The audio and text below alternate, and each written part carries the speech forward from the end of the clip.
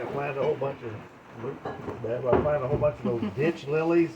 Not a whole bunch of them. I planted so many all the way around there 2 falls ago. Every one of them lived. Here's Lori hard at work in the kitchen.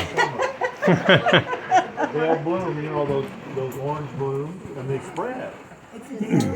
Yeah, they Well, can it's a hear. lily. This is the first time You see there them in has the ever ditch. been rain You know those ditch lilies? at George McGargle's Island Yeah, with I people. planted some here too. at a gathering. I planted them around here too.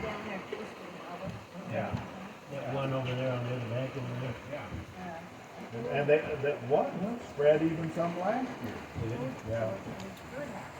Yes, yes. At the birdhouse. Yeah, I finally have a hummingbird feeder. Oh. Yeah, finally put one up. Hummingbird showed up right away. Did you buy the whatever you're supposed to put in, or did you make it yourself?